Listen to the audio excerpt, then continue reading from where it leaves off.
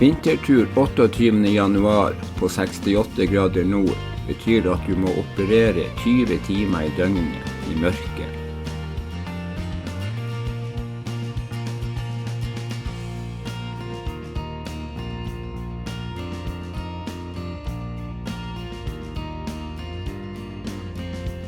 På kysten av Troms er det kommet mye snø på kort tid. Snøen bærer hundene dårlig, og derfor har vi dagen før fraktet telt og en del utstyr og satt opp leir. Opp de bratte bakkene sør for Stakketind måtte vi koble fra pulken og lage spor før det var mulig å komme opp.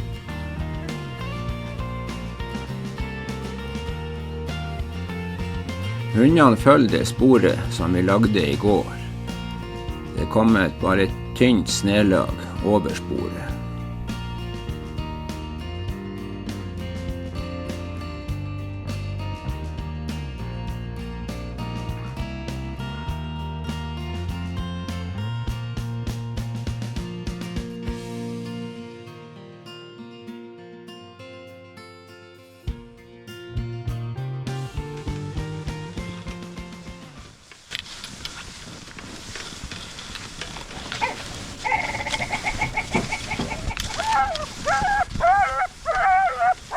Hvor det riper. Hvor det riper.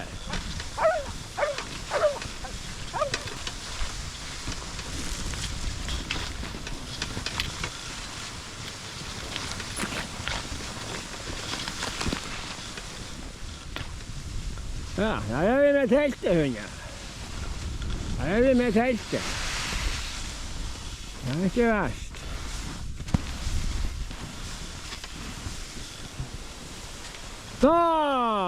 Der er vi fremme. Stå, ja. Godt jobba, hunder. Veldig godt jobba. Det var godt å være fremme. Mens det enda er litt lyst. Nå skal jeg ta og kappe bjørkeris og ha inn der hvor hundene ligger. Det blir prosjektet nå.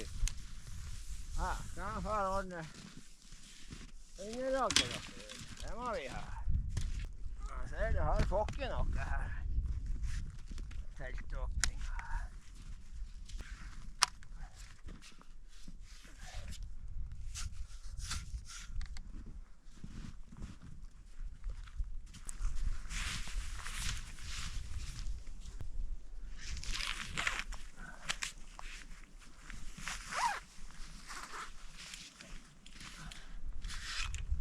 Spaden er bare å ta ut. Fotostativet er bare å ta ut.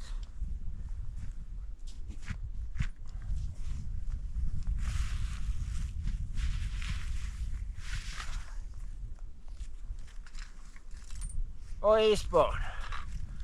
Den trenger vi ikke å ha i telt.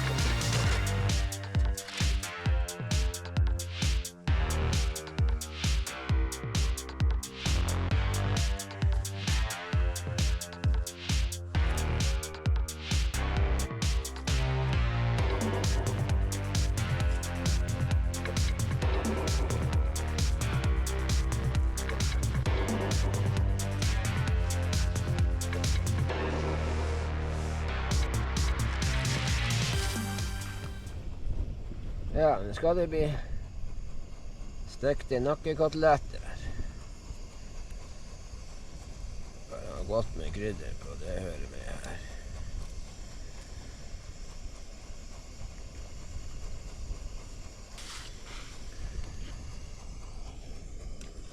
Sånn.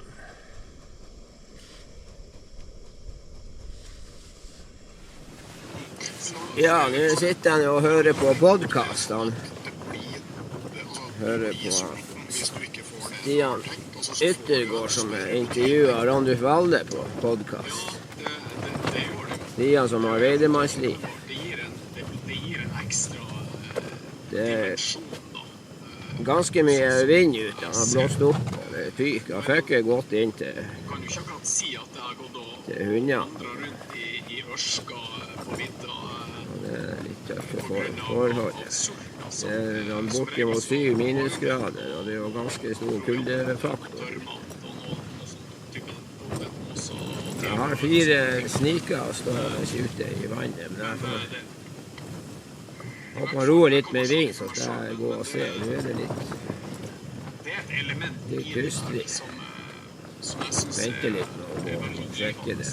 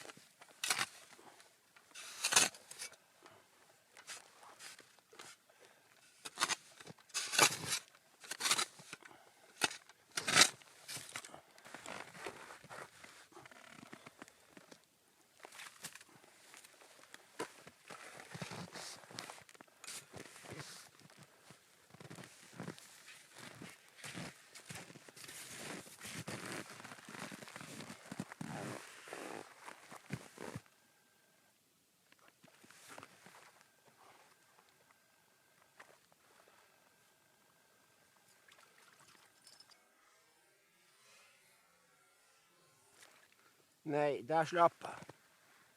Helsike, han slapp. Det var en sånn svarte pokke.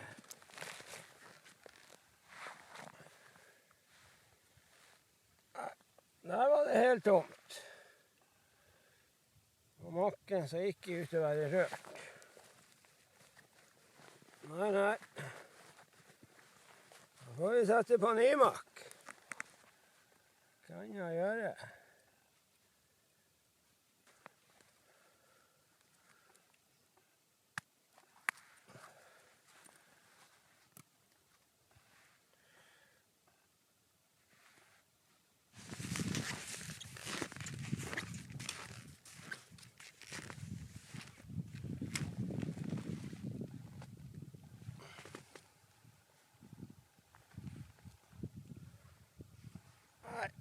Her var det også tomt. Ingenting som hadde bitte på der. Bare å få på ny makk. I det andre holdet begynte det å nappe med en gang. For på det småfil, han veis seg ikke på. Straks det var blitt ny makk.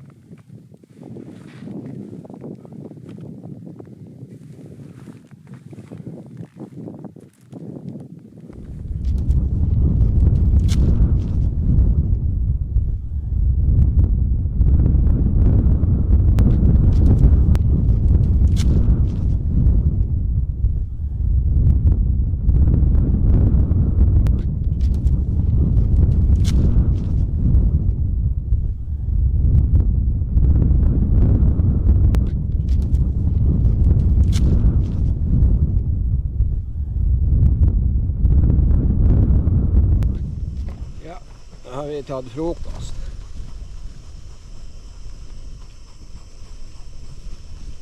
Og kaffe.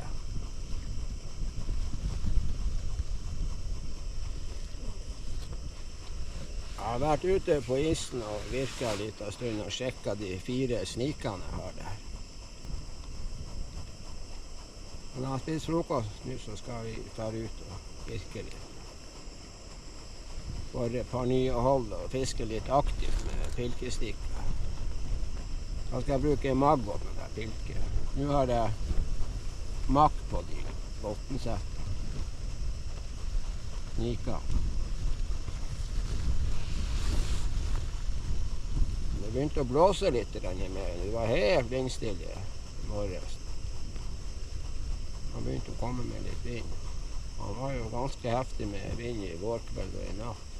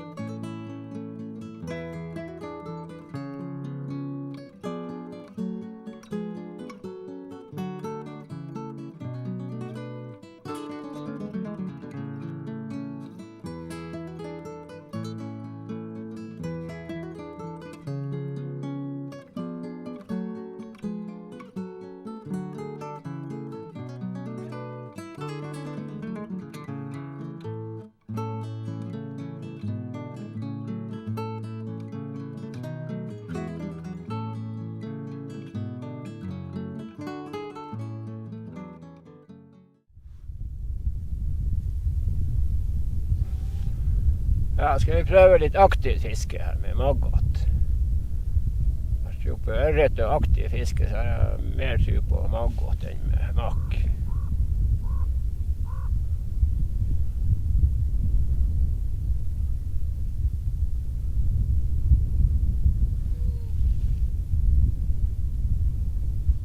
Ja, da har jeg lest ut Arto Paasilinna sin bok Harens år. Det var en jævlig artig bok. Han har oversatt det 46 språk.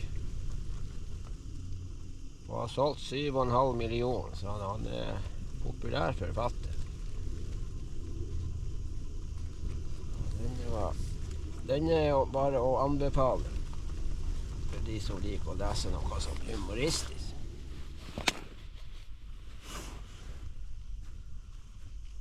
Nå spiller jeg sjakk mens jeg har litt tidsfordriv før jeg skal gå og sjekke snika. Jeg fisket nå 1,5 time i dag, helt til det begynte å bli jævlig kaldt på tærne, og kaldt å sitte der. Og jeg kjente ingen napp på aktiv fiske med maggoten. Så jeg får håpe det har gått litt på makke, så jeg skal gå og sjekke der om en stund. Det er nå blitt helt mørkt nå. Bekkemørkt ute. Jeg har ikke mobildekning ved leiren. Rigmor melder på satellittkommunikator at det melder dårlig vær på ettermiddag og kveld. Da vi starter hjemturen er det begynt å blåse. Været blir bare verre. Mattis og Ronja mister sporet flere ganger. Over Steinvassfjellet står vinden på som verst, og vi kommer helt ut av kurs. Lyset fra hodelykta stanger i snøfokk. Med hjelp av GPS klarer vi å finne riktig lei hjem.